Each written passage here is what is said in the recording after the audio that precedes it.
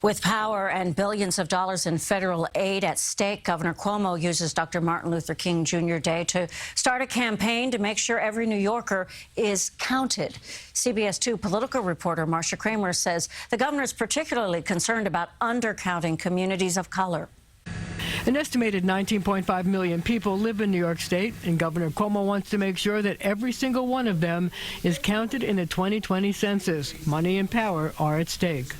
The census has dramatic effects on this state. It determines the representation in Congress. It determines how many electoral votes you get. And it's the basis for distribution of federal funding. $73 billion in federal aid for such things as housing, highway construction, special education, and school lunches is on the line. That's $3,700 per person. New York could also lose seats in Congress. After the 2010 national head count, New York lost 2 seats, going from 29 to 27. 50 years ago, in 1970, New York had 41 seats. Which is why the governor announced the creation of a new census council, co-chaired by Martin Luther King III, Lin-Manuel Miranda, and Lucy Liu. Outreach to communities of color who have traditionally been undercounted will be part of their charge.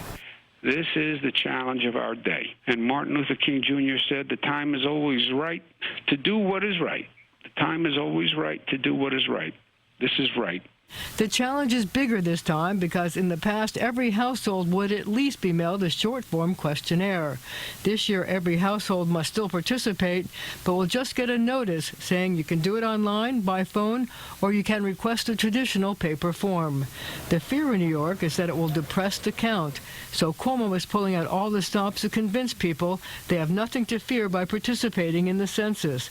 The state will provide spot translation services in 200 languages, allow people to go to 96 Labor Department career centers to fill out the form online, distribute census information at DMV offices and CUNY and SUNY campuses. The state will also spend $70 million to get the word out. In 2010, it spent $2 million. You can't have a government of the people, by the people, and for the people if you don't know who the people are and where they live. Well, the state is stepping up because the feds have cut funds for the census. Census Bureau field offices in New York dropped from 35 in 2010 to just 21 this year. Dana? Gotta be counted. Marcia, thank you.